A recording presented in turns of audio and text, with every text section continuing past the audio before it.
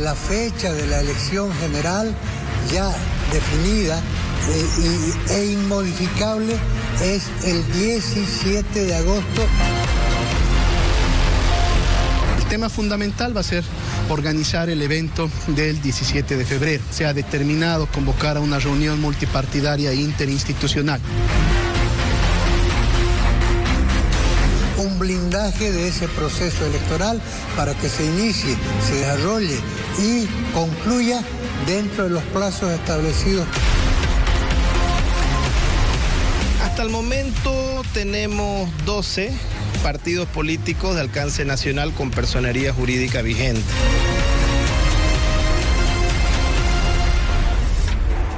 Se vienen elecciones presidenciales el próximo mes de agosto y para hablar de todo el camino que queda aún por recorrer, ya estamos en contacto con el abogado constitucionalista William Herrera, a quien saludamos cordialmente a esta hora de la mañana. Muy buenos días, doctor, gracias por atendernos. ¿Qué le dice estos cambios de fecha que se han venido conociendo estos últimos meses? Inicialmente se dijo el 17 de agosto, luego se dijo que iba a ser el 10, había propuestas incluso de uno de los vocales que sea el 3 de agosto, pero ayer se define que sea nuevamente el 17 de agosto.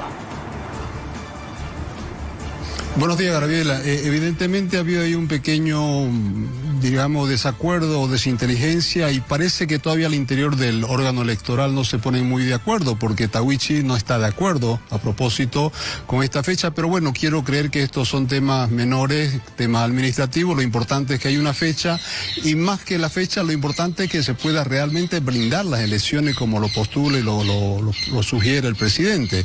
Esto también me llama la atención porque el hecho de que el propio presidente, que es la cabeza del órgano encargado de las elecciones judiciales, busque blindar el proceso, es porque pareciera que algo no está todavía garantizado y esto debería estar siempre fuera de toda duda, debería estar con toda la seguridad que amerita, por supuesto, una elección general. No es la primera elección, pero es una elección general que demanda una serie de desafíos logísticos, económicos, políticos. Entiendo que va a haber una cumbre, una suerte de cumbre próximamente en febrero. Me parece bien todos estos esfuerzos, pero todas estas comunicaciones, en el fondo, en vez de dar tranquilidad, más bien genera una suerte de susceptibilidad. Entonces, el proceso eleccionario es algo muy serio, es algo muy importante, muy delicado para Bolivia. Recordemos el proceso del 2019, donde hubo un megafraude y todas estas cosas.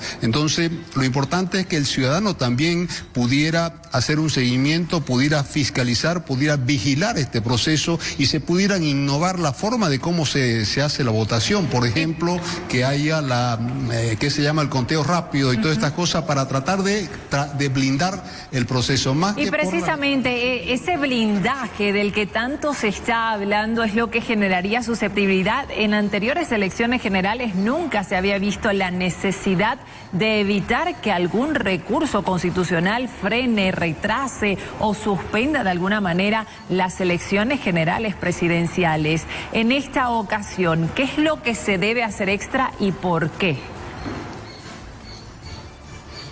En este caso lo más complicadito, digamos, es que hay unos autoprorrogados que fueron los que torpedearon las elecciones judiciales el año pasado y hay el temor fundado, por cierto, de que en las elecciones generales se pudieran replicar todo este tipo de acciones que sucedieron con las judiciales. Seguramente en algún momento va a aparecer un candidato o más de un candidato que no esté de acuerdo con los resultados que le pudieran brindar las urnas y por lo tanto va a tratar de hacer lo mismo que se hizo con las elecciones judiciales.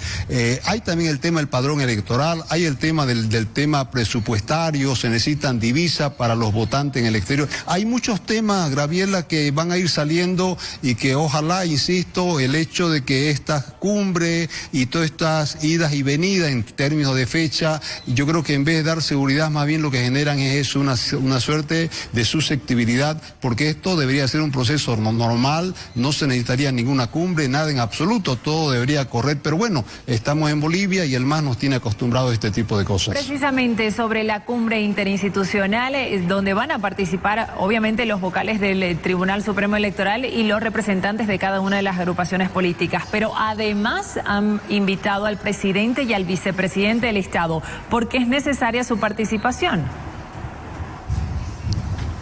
Es necesario porque el Poder Ejecutivo, entre otras cosas, es el que provee los recursos económicos. El Poder Ejecutivo es el que elabora el presupuesto, es el que maneja los recursos del Estado y tiene que asignar, tiene que traspasar, en este caso, partidas al órgano electoral. Pero además, Luis Arce va a seguramente va a ir a una reelección presidencial y por lo tanto también actúa en su condición de precandidato en este momento. Por eso es importante que esté por esa doble condición y porque además, insisto, va a ser un actor seguramente muy importante en las próximas elecciones generales marcadas para el 17 de agosto. Bien, muchísimas gracias por esta entrevista. Nos mantendremos atentos a ver qué es lo que pasa en torno a este tema en los próximos días. Habíamos invitado al presidente del Tribunal Supremo Electoral para que nos brindara una entrevista similar, precisamente para conocer los detalles que aún quedan pendientes, lo que se viene de aquí en adelante hasta el 17 de febrero y luego hasta el 17 de agosto. Lamentablemente no nos ha podido atender esta jornada. Seguiremos insistiendo. Continuamos. Así decidimos. Elecciones presidenciales.